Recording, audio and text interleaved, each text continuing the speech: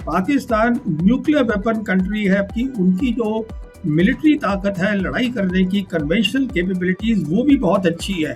पाकिस्तान की जो 4 दिन की क्लैश हुई थी ऑपरेशन सिंदूर में, वो एक विंडो थी कि अगली लड़ाई कैसे होगी। वो बिल्कुल वैसी ही होगी और उसमें पाकिस्तान को और किसी की जरूरत नहीं है।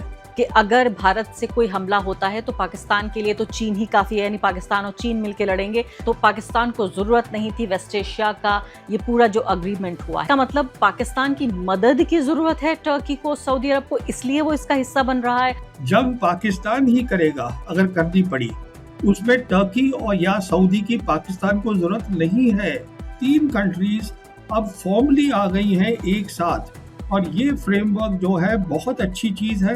अमरीकी फौजें वेस्ट एशिया से बाहर चली जाएंगी, ये उसकी तैयारी हो रही है और इसमें पाकिस्तान एक बहुत ही इम्पोर्टेंट रोल प्ले कर रहा है। ये तो बल्कि वो अरेंजमेंट है जो ईरान के इनिशिएटिव से, पाकिस्तान की मदद से, चाइना और रशिया की बैकिंग से क्रिएट करा जा रहा है कि आप शिया सुन्नी में तकसीम मत करिए अपने आप को, सब एक साथ इसमें काम करिएगा। इस्लामाबाद एमओयू, और उसका नाम इसलिए रखा था क्योंकि उनको मालूम था कि इस्लामाबाद को इस एमओयू को आगे ले जाने में बहुत बड़ा काम करना होगा। ये इजराइल के बारे में भी है और सबसे बड़ी बात यह है कि ये भारत के बारे में है। पाकिस्तान जो अकेला न्यूक्लियर पावर इस्लामिक वर्ल्ड में है पूरा, उसका डिफेंस पैक्ट हो रहा है नेटो के 2 बड़े मेजर कंट्रीज में से एक कंट्री यानी टर्की के साथ और गल्फ की सबसे बड़ी इकोनॉमी के साथ। तो मिला जुलाकर भारत के लिए दोनों अखबार एक खतरे के तौर पर पेश कर रहे हैं। एक नया वर्ल्ड ऑर्डर बन रहा है। अमेरिकन एम्पायर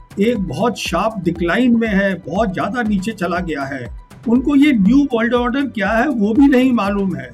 उनके दिमाग में एक बू है कि हम बहुत बड़ी पावर आज भी हैं, और हमारे जो इंडियन कमेंटेटर्स हैं इनको तो ये भी नहीं पता कि चाइना की सोच क्या है। तो मुझे इसमें कोई वो नहीं है, हिचकिचाहट नहीं है कहने में, क्योंकि इनको पढ़ने का कोई फायदा ही नहीं है इंडियन कमेंटेटर्स उनको। और जो इसका अब हश्र होगा अमेरिका का जब यहाँ से निकलेगा, तो हमारे कमेंटेटर्स हैं जो भी फौजी हैं उनको पता ही नहीं है न्यू वर्ल्ड ऑर्डर की विजन क्या है। इंडिया के वहाँ से स्टेशन से ट्रेन जा चुकी है, इंडिया नीचे प्लेटफॉर्म पे खड़ा है। न्यू वर्ल्ड ऑर्डर तो चाइना बना रहा है ना, उसको समझिए आप। मैंने 2 हफ्ते या 3 हफ्ते पहले ही बोल दिया था कि पाकिस्तान एंकर होगा नए रीजनल फ्रेमवर्क का, तो वो आज हो रहा है। इस कार्यक्रम में आज हम उस मुद्दे पर चर्चा करेंगे जिस पर पूरी दुनिया में चर्चा हो रही है। ये चर्चा है किस तरह से पाकिस्तान, सऊदी अरब और साथ साथ टर्की, ये तीनों मुल्क मिलकर क्या एक मुस्लिम नेटो बनाने की कोशिश कर रहे हैं। क्या इस तरह से एक सिक्योरिटी फ्रेमवर्क तैयार हो रहा है जो सिर्फ ईरान वॉर के बाद, यानी बाद नहीं कह सकते, लेकिन ईरान वॉर के एक बैकग्राउंड में क्या ये देश अपने को असुरक्षित महसूस कर रहे हैं और सिर्फ इसलिए तीनों करीब आ रहे हैं और अपनी सुरक्षा को सुनिश्चित कर रहे हैं, या फिर अमेरिका को, ईरान को, इजराइल को और सबसे बड़ी बात भारत को चिंतित होने की ज़रूरत है। क्योंकि ये जिस तरह का अग्रीमेंट है वो साफ तौर पे ये बताता है, ये कहता है, बिल्कुल लिखता है, डिक्लेयर किया गया है कि इन तीनों में से किसी भी देश पर अगर हमला होता है तो वो तीनों देशों पर हमला माना जाएगा। तो फ़र्ज़ कीजिए कि अगर कल को पाकिस्तान पे हमला होता है तो सऊदी अरब और साथ साथ टर्की भी हमलावर हो जाएंगे उस देश पर। यह सेम बात लागू होती है सऊदी अरब के ऊपर भी या टर्की के ऊपर भी। तो क्या ये सिर्फ अपने को प्रोटेक्ट करने का एक तरीका है, या फिर देखें पूरे तरीके से जो ग्लोबल ऑर्डर, पूरी दुनिया का नक्शा, पूरी दुनिया की जो तरतीब है वो बदल रही है, उसके तौर पर देखा जाए। मेरी खास दिलचस्पी ये जानने में होगी कि भारत के लिए इसको किस लिहाज से देखा जाए। द हिंदू और इंडियन एक्सप्रेस दोनों बड़े अखबारों में जो उनके डिप्लोमेटिक एडिटर्स हैं, सुरक्षा मामलों के जानकार हैं इन अखबारों में, उन्होंने जो बातें लिखी हैं वो भी मैं आपको अभी कुछ ही पलों में पढ़कर सुनाऊंगी। इस वक्त अपने मेहमान से आपको मिलवा देती हूँ। जी हाँ, कमेंट सेक्शन पूरा भरा हुआ था। प्रवीण साहनी जी कहाँ हैं? तो प्रवीण साहनी जी यहाँ हैं और मैंने उनसे बहुत गुजारिश करके ये वक्त लिया है आप लोगों के लिए। प्रवीण जी, इससे पहले कि मैं बाकी मुद्दों पर आऊँ, सबसे पहले आपका फर्स्ट रिएक्शन मैं जानना चाहती हूँ, क्योंकि मुझे याद है कि पिछले कई पॉडकास्ट में आपने इस तरफ इशारा किया था कि इस तरह का कोई बदलाव हो सकता है। क्या आपको ये अंदाज़ा था कि इस तरह की कोई खिचड़ी पक रही थी? देखिए, ये एक बहुत ही अच्छा डिफेंस एग्रीमेंट है इन तीनों मुल्कों के बीच में। याद करिएगा कि जब लड़ाई शुरू हुई थी 28 फरवरी को, तो उसके बाद मार्च और अप्रैल के महीने में ये 4 मुल्क थे जिसको क्वाड बोला जा रहा था कि वो एक साथ आ गए थे। वो 4 मुल्क थे पाकिस्तान, इजिप्ट, टर्की और सऊदी अरेबिया। ये चारों एक साथ आ गए थे और उनका काम क्या हो रहा था, वो क्राइसिस मैनेजमेंट कर रहे थे। देख रहे थे कि जितने भी खाड़ी मुल्क हैं वो किस तरीके से शांत करे जा सके। तो अभी जैसे मैंने आपके पिछले प्रोग्राम्स में भी बताया है, ये एक कोशिश थी ईरान की, जो 29 जून को ईरान के जो फॉरेन मिनिस्टर है अब्बास अरागची, उन्होंने खुलेआम बोली थी अपने दौरे रशिया और चाइना करके बाद। जब वो वापस आए थे तो उन्होंने बोला था कि ज़रूरत हमें है वेस्ट एशिया में एक नए रीजनल सिक्योरिटी फ्रेमवर्क की। तो वो जो 4 कंट्रीज थी उनमें से 3 कंट्रीज अब फॉर्मली आ गई हैं एक साथ इस रीजनल सिक्योरिटी फ्रेमवर्क में। और ये फ्रेमवर्क जो है बहुत अच्छी चीज़ है, क्योंकि अगर आप देखिएगा इस फ्रेमवर्क में कुछ खास बातें हैं। पहली बात तो ये है कि ये बात कर रहे हैं about collective security. Collective security एक नया कॉन्सेप्ट है जो कि न्यू वर्ल्ड ऑर्डर के लिए है।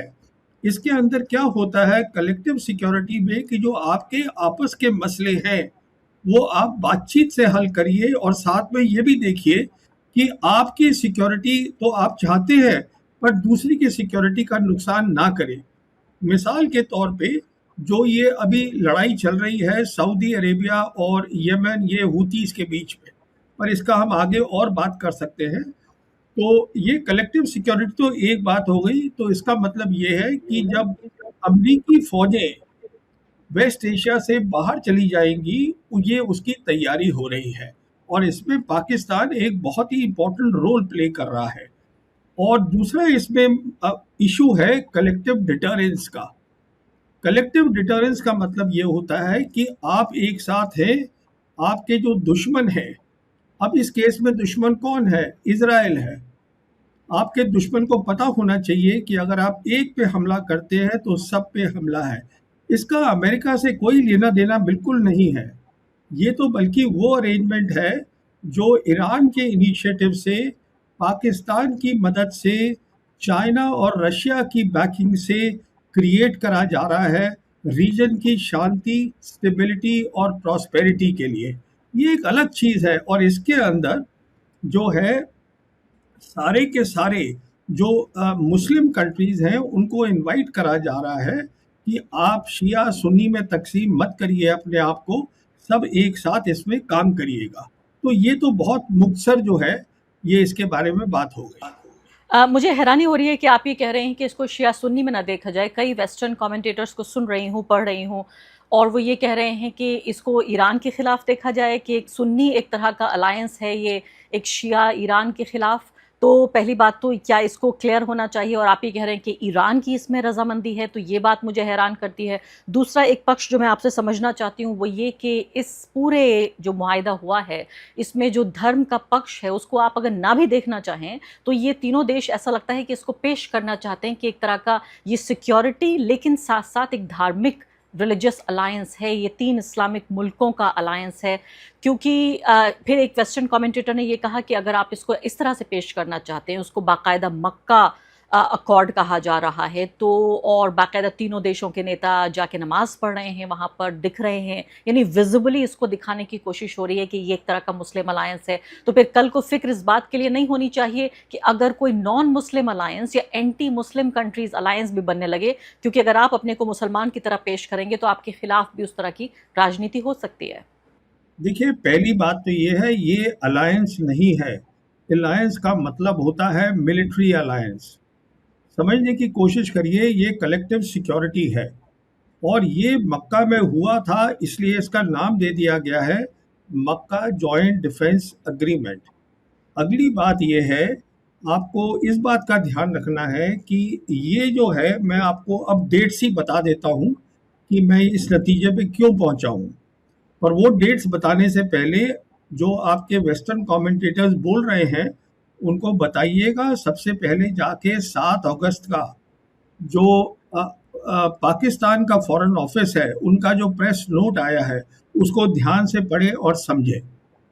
और उसके बाद उनको ये भी बोलिए, जो टर्किश प्रेसिडेंट है उर्दुगान, उन्होंने अपने कमेंट भी किए हैं इसके ऊपर, उसको इसके साथ पढ़िएगा तो बात एकदम साफ हो जाती है। तो ये कोई नई बात नहीं हुई है। देखिए, ऐसा था कि 28 फरवरी को लड़ाई शुरू हुई थी। हम जानते हैं कि अमेरिका और इजराइल ने धोखे के साथ ईरान पे हमला किया था। उसके बाद फर्स्ट फेज जो थी इस लड़ाई की, वो 8 अप्रैल को ख़त्म हो गई थी। उसके बाद आपको बताना चाहूँगा कि 27 अप्रैल को अब्बास अराक्ची जो है वो रशिया गए थे। वहाँ सेंट पीटर्सबर्ग में उनकी 1.5 घंटा मुलाकात हुई प्रेसिडेंट पुतिन से। उसके बाद वो वापस आए और 6 मई को फिर अब्बास अराक्ची गए थे चाइना। वहाँ उनकी मुलाकात हुई वोंग ही के साथ। उसके बाद ये जब वापस आ गए तो 17 जून को, याद करिएगा, एमओयू साइन हुआ था। और जो ईरान है, ईरान ने उस एमओयू का नाम ही रख दिया था इस्लामाबाद एमओयू। और उसका नाम इसलिए रखा था क्योंकि उनको मालूम था कि इस्लामाबाद को इस एमओयू को आगे ले जाने में बहुत बड़ा काम करना होगा। आगे कहाँ ले जाना है, अभी आता हूँ। उसके बाद देखिएगा, 17 जून को ये एमओयू साइन हुआ है और 23 जून को ईरान के जो प्रेसिडेंट पेजिशकियन है वो स्टेट विजिट पे पाकिस्तान गए थे। और पाकिस्तान में उनकी बहुत बातें हुई और उसमें एक बात ये हुई होगी, रजामंदी लेनी पाकिस्तान की, जो अराक्ची सोच लाए थे नए वर्ल्ड ऑर्डर की अपने चीन और रशिया के दौरे के बाद। जब वहाँ रजामंदी मिल गई, उसके बाद 29 जून को अराक्ची ने पब्लिक अनाउंसमेंट करी है न्यू रीजनल सिक्योरिटी फ्रेमवर्क की, जिसमें अराक्ची ने 2 बातें बोली हैं कि इस फ्रेमवर्क के अंदर बाहर की जो मिलिट्री पावर्स हैं दे विल बी एक्सक्लूडेड, वो इसमें शामिल नहीं होंगी इस रीजनल फ्रेमवर्क में। और दूसरी बात ये बोली उन्होंने कि जो ये रीजनल नेशंस हैं वो आपस में मिलके ये सिक्योरिटी फ्रेमवर्क बनाएंगे। अब मैं आपको ये बताना चाहता हूँ कि ये जो 4 मुल्क थे जो मैं बता रहा था, जो इनफॉर्मल क्राइसिस मैनेजमेंट कर रहे थे, जिसको क्वाड बोला जा रहा था, जिसको बोला जा रहा था ये क्वाड अलायंस है। देखिए, ये वेस्टर्नर्स की प्रॉब्लम है, वो हर चीज़ को अलायंस बोलते हैं। अलायंस का मतलब होता है कलेक्टिव डिफेंस, एब्सोल्यूट सिक्योरिटी। इसका मतलब ये होता है कि जो मेरी सिक्योरिटी है वो 100% होनी चाहिए, आपकी सिक्योरिटी की मुझे कोई परवाह नहीं है। अलायंस जो होती है वो लड़ाइयाँ लड़ते हैं। कलेक्टिव सिक्योरिटी में ये नहीं है, इसमें दोनों की सिक्योरिटी को ध्यान में रखना पड़ता है। तो मिडिल रास्ता निकालना पड़ता है, बातचीत से मसले हल करने पड़ते हैं। ये नई सोच है जो अराक्ची लेकर आए थे अपनी विजिट रशिया और चाइना के बाद। और इसके अंदर फिर हमने देखा है अब पाकिस्तान जो है वो एक बहुत बड़ा रोल प्ले कर रहा है। वो मैं इसलिए बोल रहा हूँ क्योंकि 13 जुलाई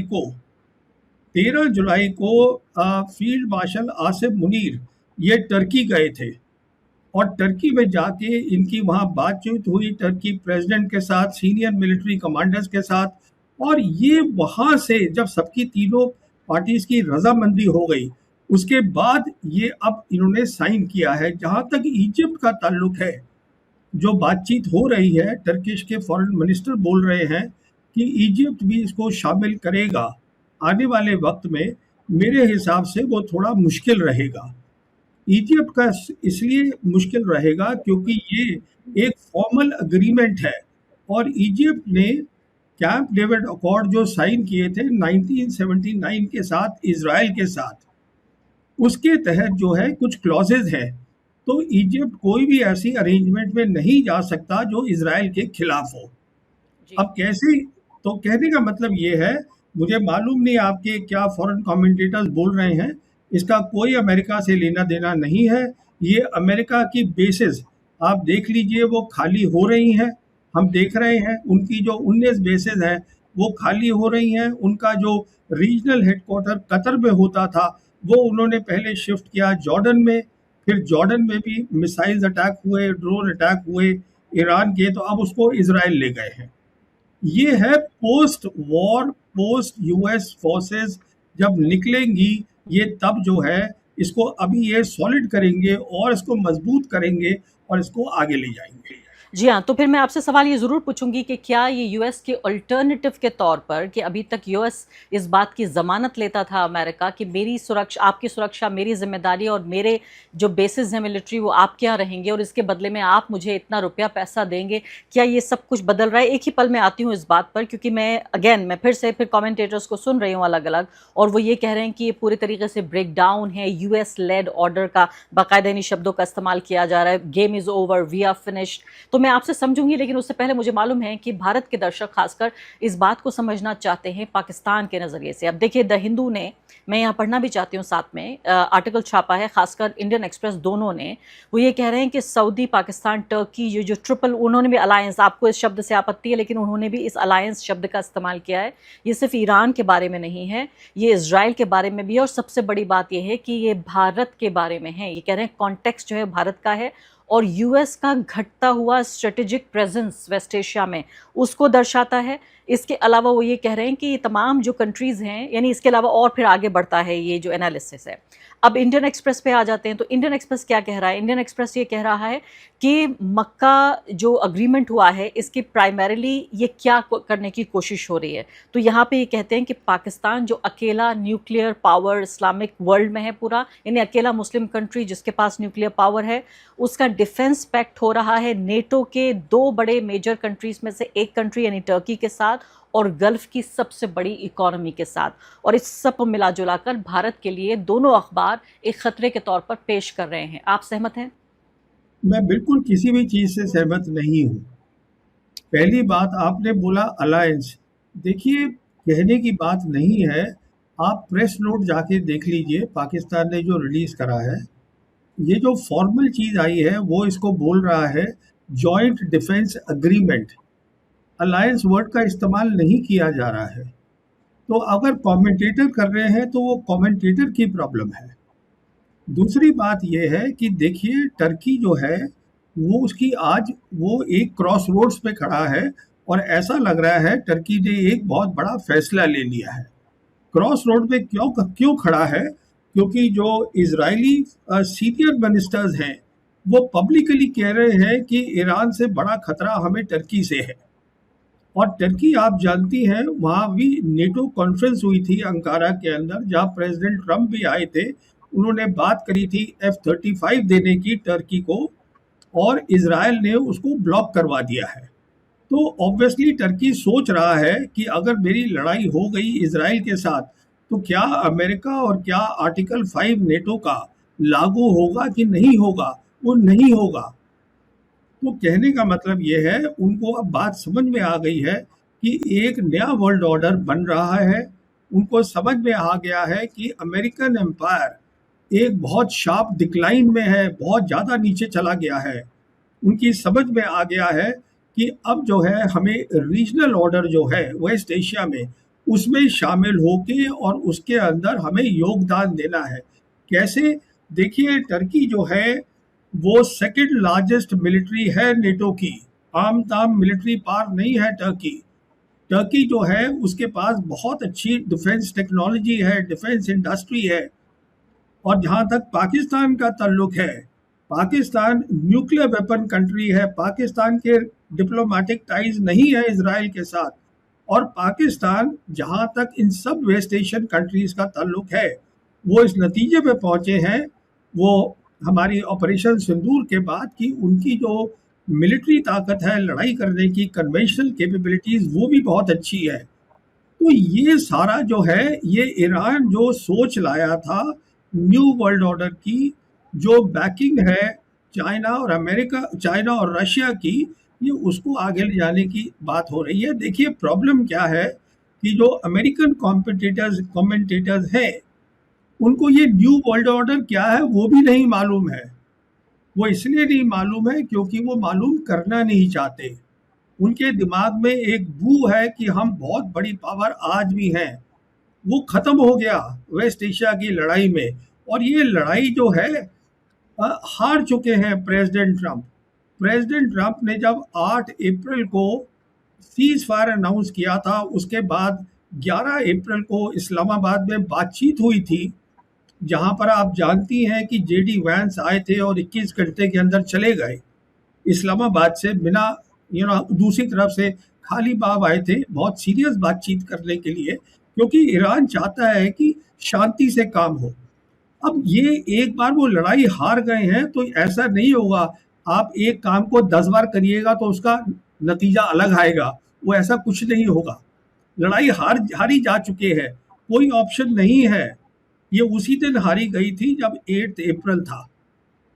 तो कहने का मतलब ये है कि आपके जो अमेरिकन कमेंटेटर्स हैं और हमारे जो इंडियन कमेंटेटर्स हैं, they are influenced by the American thinking.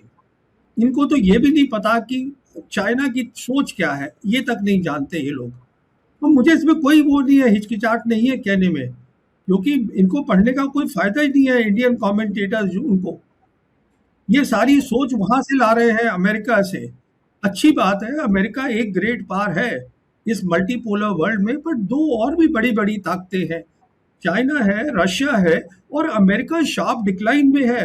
और जो इसका अब हश्र होगा अमेरिका का, जब यहाँ से निकलेगा, तो अमेरिका और जो ये पुराना वर्ल्ड ऑर्डर था, ये अब खत्म हो रहा है। ये हमें समझ इसको समझने में वक्त लग रहा है, और आप कह रहे हैं कि ये न सिर्फ कि वेस्टर्न कमेंटेटर बल्कि इंडियन कमेंटेटर्स भी और भारत के जो पत्रकार और एक्सपर्ट्स भी हैं वो भी उनसे प्रभावित हैं, इन्फ्लुएंस्ड हैं। लेकिन जो मुझे सवाल का जवाब नहीं मिला प्रवीण साहनी जी, वो ये है कि भारत को कितनी चिंता करनी चाहिए। पहली बात तो ये है, सऊदी अरब समझ में आता है कि वेस्ट एशिया का हिस्सा है, लेकिन टर्की आपने हैरान कर दिया, कह रहे हैं कि नेटो का हिस्सा रहने के बावजूद भी अपने को सुरक्षित महसूस नहीं कर रहा है और सोच रहा है कि एक नए ब्लॉक का हिस्सा बनना पड़ेगा और इसमें काफ़ी वो कमज़ोर या वल्नरेबल अपने आप को महसूस कर रहा है। अब मुझे बताइए कि पाकिस्तान को क्या पड़ी है, उसकी क्या वल्नरेबिलिटी है? भारत के खिलाफ ही अपना डिफेंस तैयार कर रहा है, इसके अलावा उसको किस बात का डर है? तो क्या भारत को इस बारे में सोचना चाहिए कि मान लेते हैं, फर्ज कीजिए कल को अगर कोई टेरर अटैक होता है, तो मोदी जी ने कहा है कि इसको एक्ट ऑफ वॉर माना जाएगा और हमला तो करना पड़ेगा। तो अगर हमला करता है भारत पाकिस्तान के ऊपर, तो क्या ये माना जाए कि सऊदी अरब और टर्की ये अपनी फौजों के साथ आ जाएंगे और भारत के ऊपर हमला कर देंगे, पाकिस्तान को प्रोटेक्ट करेंगे? देखिए, 3 बातें बताना चाहूँगा आपको। पहली बात तो आई एम सॉरी, मैं फिर से आपको यही बात दोहराना चाहूँगा, ये कोई पैक्ट नहीं है, ये कोई अलायंस नहीं है, ये कोऑपरेटिव एग्रीमेंट है। पहली बात तो ये है। अच्छा, अभी बात आती है भारत की। जहाँ तक भारत का ताल्लुक है, देखिए, पाकिस्तान की जो 4 दिन की क्लैश हुई थी ऑपरेशन सिंदूर में, वो एक खिड़की थी, वो एक विंडो थी कि अगली लड़ाई कैसे होगी। अगली लड़ाई होगी जहां चाइना सपोर्ट करेगा पाकिस्तान को, जैसे उसने सिंदूर में किया था, अपने चीजें देकर खुद लड़ाई में शामिल नहीं होगा। वो बिल्कुल वैसी ही होगी और उसमें पाकिस्तान को और किसी की जरूरत नहीं है। और जहां तक ये बात है तीनों मुल्कों का जो आप कह रही हैं, देखिए, ये रीजनल सिक्योरिटी फ्रेमवर्क है, ये अभी सिर्फ वेस्ट एशिया में लागू है। तो ये कहना कि टर्की आएगा लड़ने के लिए पाकिस्तान के साथ इंडिया के खिलाफ या सऊदी आएगा, ये बेबुनियादी बातें हैं, क्योंकि इसका नाम ही दिया गया है। देखिए, अब नहीं, मैं कह रही हूँ कि अगर अगर ये सिर्फ वेस्ट एशिया का है, तो पाकिस्तान को क्या पड़ी है इसमें साथ में आने की, इस अग्रीमेंट का हिस्सा बनने की? वही मैं आपसे कह रहा हूं कि पाकिस्तान की जियोपॉलिटिकल प्रोफाइल बेइंतहा बढ़ गई है। आज पाकिस्तान जाकर अफ्रीकन कॉन्टिनेंट में सोमालिया के साथ भी डिफेंस कोऑपरेशन कर ली है उन्होंने।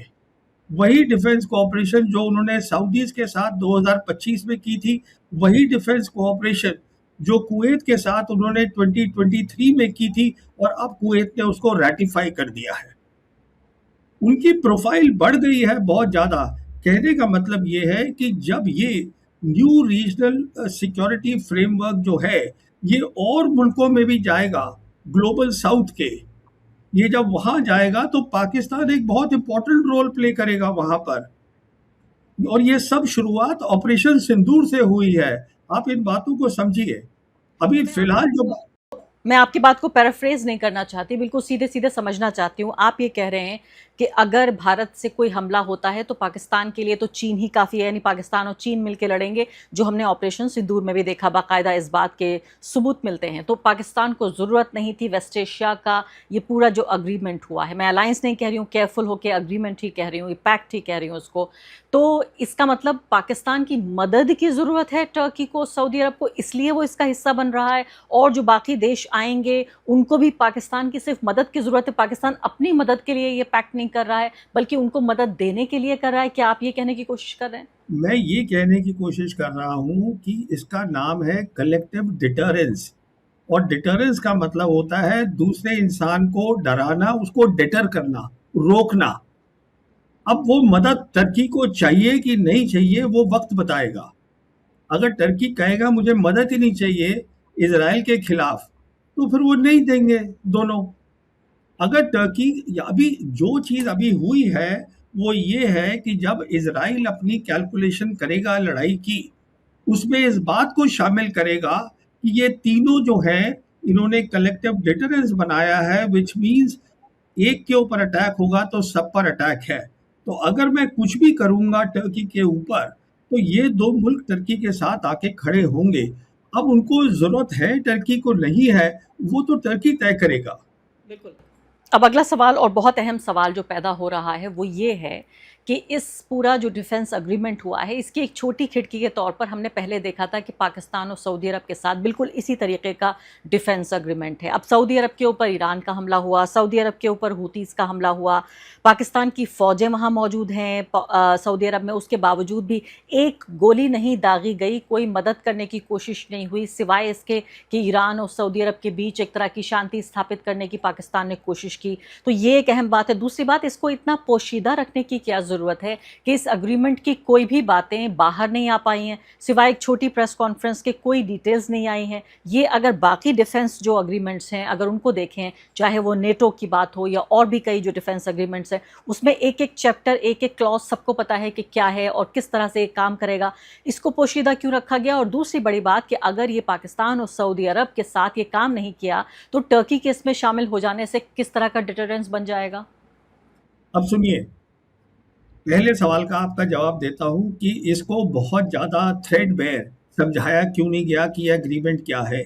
देखिए, उसका जो कारण है वो बिल्कुल सीधा है। अभी लड़ाई ख़त्म नहीं हुई है, अमेरिका बाहर नहीं गया है, तो आपस में इनकी बात हो गई है। उसको डिटेल बताने की क्या ज़रूरत है? वेस्ट के अंदर जो है, हमारे मुल्क में हर जगह लोग गेस कर रहे हैं, तो अच्छा है गेस करते रहें। जो एक्चुअल बात है वो तो समझ में आ गई है, ईरान को भी समझ में आ गई है, इजराइल को भी समझ में आ गई है, और इन तीनों मुल्कों को भी समझ में आ गई है। पहली बात। दूसरी बात, जब हम बात करते हैं कलेक्टिव डिफेंस, वही मैं आपसे कहने की बात कह रहा हूँ, ये बात अभी वक्त लगेगा समझने में। ये नई चीज़ क्या है? ये नई चीज़ ये नहीं है कि पाकिस्तान को जो है वो हूती से लड़ाई करनी है क्योंकि उसने सऊदीज़ के साथ डिफेंस एग्रीमेंट करा है। देखिए, बात ये है कि सऊदीज़ और यमनीज़ जो हूतीज़ हैं, इनका जो प्रॉब्लम है वो कोई 12 साल पुराना है। अभी ये बढ़ गया है और सऊदी की बेवकूफ़ी से। अब वो एक it's a matter of detail कहेंगी तो वो भी मैं बता दूंगा। तो अभी पाकिस्तान का इसमें रोल क्या रहेगा कि दोनों साइड से बातचीत करके और देखना है कि किस तरीके से एक वाया मीडिया एक तरीका निकाला जा सके। देखिए, आप अपनी ज्योग्राफी नहीं बदल सकते हैं, और जहाँ तक यमनीज का ताल्लुक है, यमनीज आज बहुत ताकतवर हो गए हैं, और यमनीज जो हैं वो ईरान के साथ खड़े हैं, ईरान उनके साथ खड़ा है। तो सऊदीज को समझना पड़ेगा कि हम दोनों तरफ का गेम नहीं खेल सकते। हम जो है अमेरिका के साथ भी खड़े हैं, हम इसमें भी खड़े हैं, वो नहीं होगा। ये सऊदीज की प्रॉब्लम है। देखिए, यूएई जो है उसका कहीं जिक्र भी नहीं हो रहा है। सऊदीज ने और क्या किया है वो मैं आपको और बताता हूँ। इसके अलावा उन्होंने 30 और 31 जुलाई को ये 14 नेशन की मैरीटाइम डिफेंस कोऑपरेशन जो था उसको बना दिया। 14 मुल्क ले आए वो। उसमें सारे खाड़ी के मुल्क हैं, गल्फ कंट्रीज माइनस यूएई, कि हम जो है वो रेड सी को खोलेंगे। अब ये जो एग्रीमेंट है मैरीटाइम का, वो भी अब इसका हिस्सा हो गया, ये जो मक्का का डिफेंस जॉइंट डिफेंस एग्रीमेंट है। अभी तो हमें ये दो जो वर्ड्स हैं, जब तक इसकी समझ में नहीं आएगी, in the new world order जो बन रहा है, कलेक्टिव सिक्योरिटी क्या होती है, sorry, collective security and collective deterrence, ये दो वर्ड्स को समझना है। और इसकी समझ के लिए जाना पड़ेगा आपको 2023 को। You have to go back to 2013 वो समझने के लिए। अब वो it's a matter of details, क्योंकि ये उस समय इजाद हुई थी, ये सोच ये इजाद हुई थी शी जिनपिंग और प्रेसिडेंट पुतिन के बीच में मॉस्को में। और इसके बाद फिर उसी साल प्रेसिडेंट शी जिनपिंग ने belt and road initiative announce किया था। तो ये वो जो सोच है वो अरागची यहाँ लेकर आए हैं कि पहली बार जो एक विजन था उसको ग्राउंड पे बनाया जा रहा है, जिसके अंदर विजन लाए हैं ईरानी, बैकिंग है इन दो ग्रेट पास की, चाइना की और रशिया की, और इसमें हैवी लिफ्टिंग जो है वो पाकिस्तान कर रहा है, टर्की कर रहा है। अब टर्की भी उसमें शामिल हो गया है। पाकिस्तान और टर्की के जो रिलेशंस हैं बहुत अच्छे हैं, इसीलिए 13 जुलाई को फील्ड मार्शल मुनीर गए थे मिल अंकारा, और वहाँ एयरपोर्ट पे उनको प्रेसिडेंट एर्दोगान ने रिसीव किया था। उनके बहुत अच्छे रिलेशंस है। तो कहने का मतलब ये है कि इस बात सारी चीज़ को समझने के लिए आपको पहले न्यू वर्ल्ड ऑर्डर की सोच समझनी पड़ेगी। और जहाँ तक ये एग्रीमेंट है, मेरे हिसाब से इन्होंने बिल्कुल ठीक किया है कि पूरी डिटेल इसकी रिलीज नहीं करी है, क्योंकि अब अमेरिकन सोच रहे हैं कि ये ईरान के खिलाफ है, ये इसके खिलाफ है, उसके खिलाफ है। अरे ये किसी के खिलाफ नहीं है। ये अगर खिलाफ है किसी के, तो रीजन में जो मिस्चीवियस कंट्री है, जो टेररिस्ट कंट्री है, वो है इजराइल, ये उसके खिलाफ है। और इजराइल को मैसेज मिल गया है ऑलरेडी। कैसे मिल गया है इजराइल को मैसेज, वो भी सुन लीजिए। इजराइल को कैसे मैसेज मिल गया है कि जो इस साल का पेंटागन जो बजट है, जो मांगा है अमेरिका ने अपनी यूएस कांग्रेस से, जो पीट हेग्सेट ने मांगा है, जो उनके सेक्रेटरी ऑफ वॉर है, वो बजट है 1.15 ट्रिलियन डॉलर्स। और उसके अंदर एक और भी स्टेटमेंट इंक्लूड करी है कि जो अमेरिकन फोर्सेस हैं, अमेरिकन इंटेलिजेंस है वेस्ट एशिया के लिए, वो दोनों को एक साथ काम करना चाहिए। कहने का मतलब ये है कि जब अमेरिकन फौजें यहाँ से चली जाएंगी, प्रेसिडेंट ट्रम्प यहाँ से चले जाएंगे वेस्ट एशिया से, तो जो सेंट्रल कमांड है और जो CIA है, वो प्राइम मिनिस्टर इजराइल के अंडर आ जाएंगी। ये इसका मतलब है, और ये उसके खिलाफ ये जॉइंट डिफेंस एग्रीमेंट बना है, और इजराइल इस बात को समझता है। बिल्कुल। अब बिल्कुल एकदम आखिरी और संक्षेप में 2 सवाल आपसे। पहली बात तो ये पूछना चाहती हूँ कि आप ये कह रहे हैं सीधे तौर पर किसी के खिलाफ नहीं है, तो मैं आपसे एक बार और सवाल पूछना चाहती हूँ कि क्या ये भारत के भी खिलाफ नहीं है? क्या ये जो इंडियन कमेंटेटर्स अखबार भर रहे हैं, अपने पर्चे सारे रंगीन कर रहे हैं, क्या ये बेवजह फिक्रमंद हो रहे हैं? टीवी चैनलों पर एंकर्स चिल्ला रहे हैं, पुराने जो फॉर्मर फौजीज हैं उनको बुला रहे हैं, सिक्योरिटी एक्सपर्ट को बिठा बिठा के 20-20 लोगों की राउंड टेबल डिस्कशंस हो रहे हैं। क्या ये सब कुछ बेवजह है? क्या इन लोगों को इस बात का अंदाज़ा नहीं है कि हमें फ़िक्रमंद होने की ज़रूरत नहीं है? दूसरी महत्वपूर्ण बात कि कल मैं प्रोफेसर मुक्तदार से बातचीत कर रही थी, उन्होंने कहा कि देखिए दूसरा भी एक और अग्रीमेंट, एक और ब्लॉक बन रहा है जिसमें UAE है, भारत है और इजराइल है। इस पर आपकी क्या टिप्पणी है कि क्या इसके खिलाफ ये अलायंस बन रहा है जहां भारत है, UAE है और साथ साथ इजराइल भी है, और क्या भारत को बिल्कुल चिंता करने की जरूरत नहीं है? देखिए, पहले पे मेरी टिप्पणी ये है, जो हमारे कमेंटेटर्स हैं, जो भी फौजी हैं, उनको पता ही नहीं है न्यू वर्ल्ड ऑर्डर की विजन क्या है। मिसाल देता हूँ, एक न्यू वर्ल्ड ऑर्डर में एक चीज़ है कलेक्टिव सिक्योरिटी, जो अरागची यहाँ लेकर आए हैं वेस्ट एशिया में। दूसरी है उसमें जिसको बोलते हैं सॉवरेन इक्वालिटी। इसका मतलब ये है कि हर मुल्क, छोटा या बड़ा, उसके पास छूट होनी चाहिए, उसको किसके साथ ट्रेड करना है, किसके साथ नहीं करना है, वो तय करे खुद। इससे जो है जो पूरी ग्रुपिंग है उसको कोई फर्क नहीं पड़ता। मिसाल के तौर पे जो हमारे यहाँ की सोच है वो अमेरिकन सोच है। जहां बताया जाता है अमेरिकन प्रेसिडेंट हम पे दबाव डालते हैं, अब हम तुम्हारे ऊपर 100% टैरिफ लगाएंगे अगर तुम रशियन ऑयल लोगे। इसमें सोच में ये नहीं है शामिल, पहली बात। दूसरी बात मैं ये बताना चाहूँगा, जो ये आप किसी प्रोफेसर की बात कर रहे हैं, अमेरिकन प्रोफेसर, देखिए वो जो सोच थी वो अलग है। वो है आईएमईसी की, जो है ना वो India middle east Europe economic corridor, वो खत्म हो गया है। इंडिया हैज इंडिया के वहाँ से स्टेशन से ट्रेन जा चुकी है, इंडिया नीचे प्लेटफॉर्म पे खड़ा है। क्योंकि इंडिया का इसमें कुछ लेना देना नहीं है। और जहाँ तक ताल्लुक है इंडिया के रिलेशन सऊदीज के साथ, उस पर कोई असर नहीं पड़ेगा, क्योंकि this is the concept of sovereign equality. और जहाँ तक जंग का ताल्लुक है, जंग पाकिस्तान ही करेगा अगर करनी पड़ी, उसमें टर्की और या सऊदी की पाकिस्तान को ज़रूरत नहीं है। पाकिस्तान जो है, जो चीन उसकी मदद कर रहा है अपनी स्पेस कैपेबिलिटी से और जो बाकी हथियारों से, वो चालू है और वही आएगी।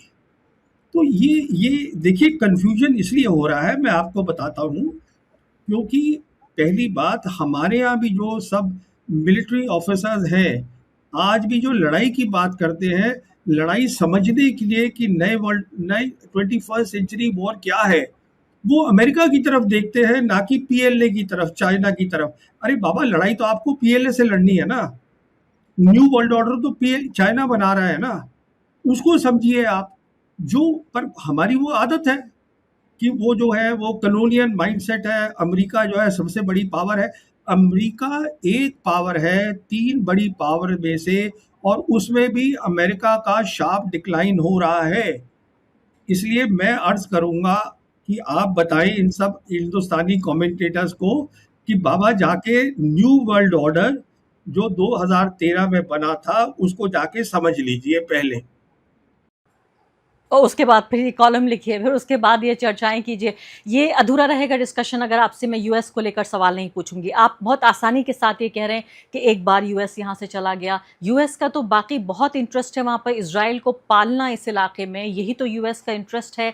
अगर वेस्ट एशिया से अपने मिलिट्री बेस हटा लेगा और पूरा एक नया फ्रेमवर्क सिक्योरिटी का तैयार हो जाएगा। मुझे ये भी याद आ रहा है कि ये भी मैं भूल जाऊंगी बताना इस वक्त, ये अहम है कि मुझे याद है कि अब से शायद मेरे ख्याल से 2 हफ्ते भी नहीं गुजरे हैं, आपने एक वीडियो बाकायदा बनाकर ये समझाया था। उसके बाद मैंने भी आपसे बातचीत की थी कि आप कह रहे थे कि पाकिस्तान कैसे एक एंकर हो सकता है इस्लामिक सिक्योरिटी फ्रेमवर्क का। तो मुझे लगता है उसी के इर्द गिर्द ये भी जो अग्रीमेंट है नज़र आ रहा है, लेकिन उस पर किसी और रोज़ बात। मैं आपसे आखिरी बात यूएस को लेकर पूछना चाहती हूँ, वो ये कि क्या इससे यूनाइटेड स्टेट्स को कोई परेशानी नहीं है? क्या उसकी रजामंदी से हो रहा है, अपनी रजामंदी से वो अपने बेसिस निकाल रहा है? क्योंकि बात तो ये भी हो रही थी कि बेसिस क्या चीज़ है। बेसिस तो ये है कि वहाँ जो इंफ्रास्ट्रक्चर बनाया वो बर्बाद हो गया, रेडार वगैरह वो तमाम जो टूट गए हैं, दोबारा बना लेगा अमेरिका जब चाहेगा। अरब मुल्क अचानक नहीं नहीं अमेरिका नहीं, से सुनिए सुनिए सुनिए सुनिए सुनिए सुनिए सुनिए।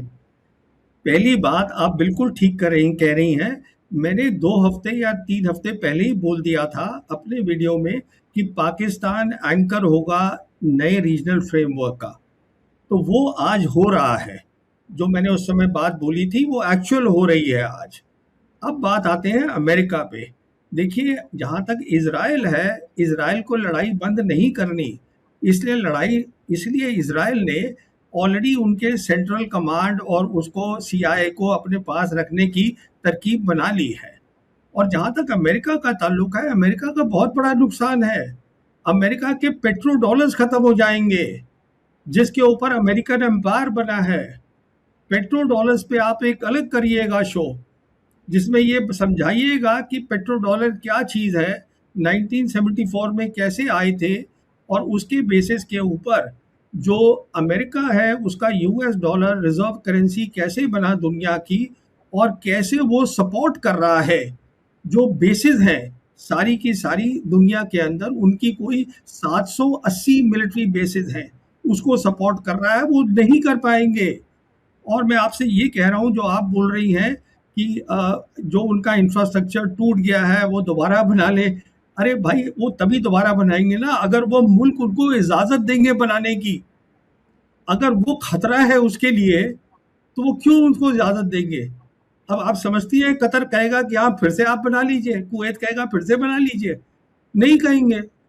उनको तो खतरा है ना, तो आसानी इतनी आसान चीज नहीं है। जो जमीन है वो अमेरिका की नहीं है। अगर अमेरिका की उन्होंने बीसेस का इजाजत इसलिए दी थी, उनको लग रहा था इससे हमें सिक्योरिटी मिलेगी। अगर उससे उन्हें खतरा मिल रहा है तो वो क्यों इजाजत देंगे कि आप यहाँ आके बेसिस बनाइएगा।